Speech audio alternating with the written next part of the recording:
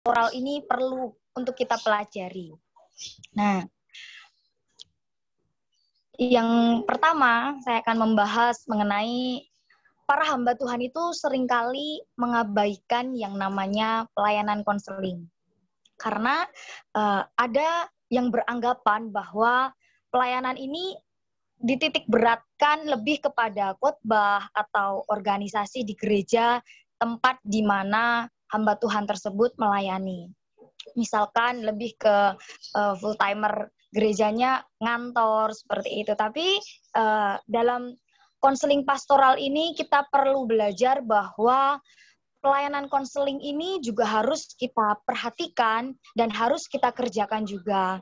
Karena ya ini sangat membantu sekali untuk jemaat kita ke depannya ketika mereka ada masalah. Kita boleh membantu mereka bukan hanya sekedar kita tahu masalahnya, tapi kita boleh lebih detail tahu akar masalahnya, apa yang terjadi, sehingga konseling kita ini mulai menyadari dan sehingga mereka boleh ambil keputusan untuk masalah-masalah yang dihadapi ini, sehingga masalahnya boleh selesai seperti itu. Nah, hal tersebut merupakan pelayanan yang paling memberikan keuntungan secara pribadi ya, kalau kita berbicara mengenai pelayanan pastoral yang ada di gereja seperti itu.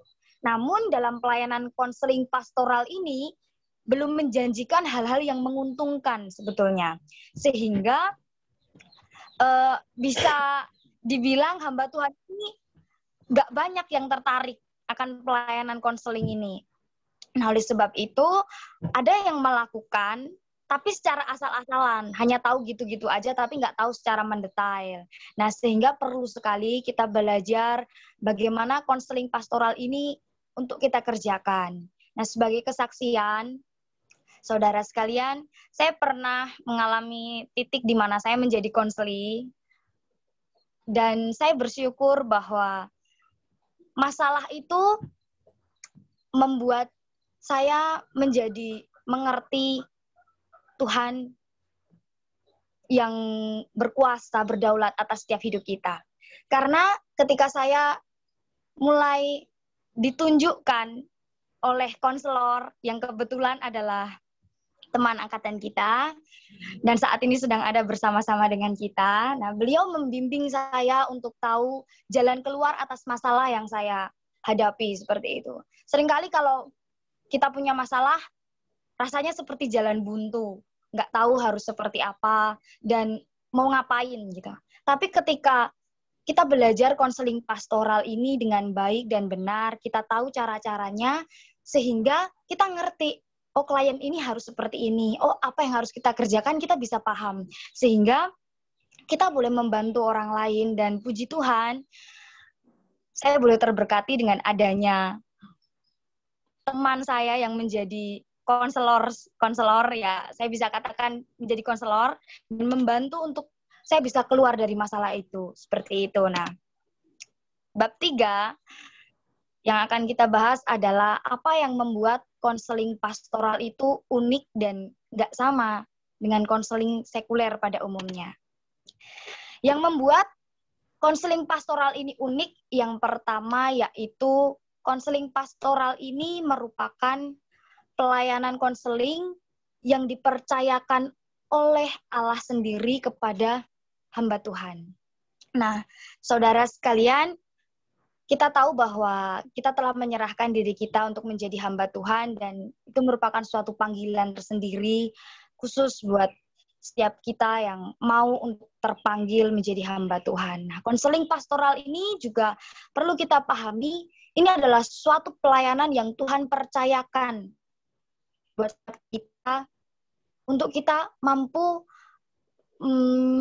memberikan jalan keluar, membantu konseli untuk bisa tahu masalahnya, untuk bisa terlebih tahu posisinya, dan bisa mengatasi masalah-masalah dengan solusi-solusi yang ada. Nah, bukan hanya sekedar kita mendengar saja, tapi kita juga bisa menunjukkan terlebih, oh di sini letaknya, sehingga konseli ini merasa terbimbing. Nah, seperti itu. Yang kedua, kenapa konseling pastoral ini unik dan nggak sama dengan konseling sekuler? Karena konseling pastoral ini gantung mutlak pada kuasa Roh Kudus. Sehingga konselor tidak pernah berjalan sendiri dalam pelayanannya karena Roh Kudus itu selalu menyertai. Nah, kalau kita melibatkan Roh Kudus dalam setiap pelayanan konseling yang kita kerjakan, Roh Kudus berkarya untuk menolong kita, memampukan kita, apa-apa saja yang perlu kita bicarakan untuk membimbing konseling kita, pasti Roh Kudus sudah tunjukkan. Dengan begitu, kita merasa kita nggak berjalan sendirian. Sebab kita punya penolong yang luar biasa, yaitu Roh Kudus yang senantiasa membantu kita. Nah, yang ketiga, hal yang membuat konseling pastoral ini unik, yaitu firman Tuhan yang menjadi dasar dari pelayanan konseling pastoral yang kita kerjakan. Firman Tuhan adalah sumber kekuatan bagi setiap kita orang percaya, dan ketika kita ada masalah tentunya ketika kita menemukan konseling kita berada dalam masalah, yang menjadi landasan utama kita melakukan pelayanan konseling ini haruslah firman Tuhan, karena firman Tuhan adalah sumber kebenaran dan mutlak tentunya, sehingga standar kehidupan orang percaya ini yaitu firman Tuhan itu tadi, sehingga kita juga harus mengacu pada firman Tuhan dalam setiap konseling yang kita lakukan. Selanjutnya, saya akan membahas mengenai konselor harus mengakui juga adanya sumbangsi ilmu psikologi yang memiliki integrasi dengan bidang teologi dalam pelayanan konseling. Sehingga dalam melakukan kegiatan pelayanan konseling tentunya kita juga harus memahami ilmu psikologi terlebih dahulu.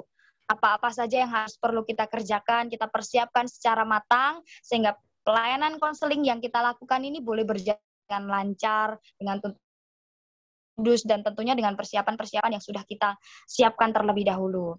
Nah, selanjutnya, hamba Tuhan harus memiliki kemampuan berpikir dengan pikiran teologi yang sehat dan benar tentunya. Kalau kita sebagai penunjuk jalan misalnya, tapi kita tunjukkan ke jalan yang sesat, semakin berbahaya, saudara. Bukan malah konseling kita keluar dari masalah, malah ikut sesat tentunya. Nah, selanjutnya, makanya kita harus benar-benar tahu terlebih dahulu arah kemana kita akan bawa konseling ini, sehingga tujuannya bisa tercapai, kita bisa keluar masalahnya, bisa mengatasi, dan kita bisa menunjukkan jalan-jalan mana yang konseling kita kerjakan seperti itu. Nah, kita juga harus memperlengkapi dengan ilmu psikologi seperti tadi saya sudah singgung untuk ilmu kerjakan seperti itu.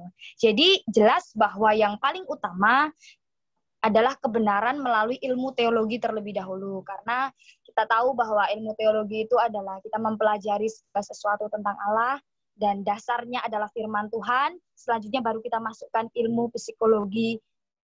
Semuanya boleh terstruktur dengan baik.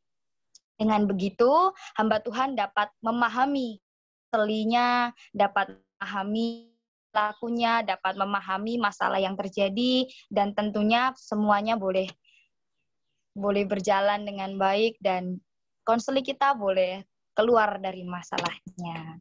Baiklah, selanjutnya presentasi ini akan dilanjutkan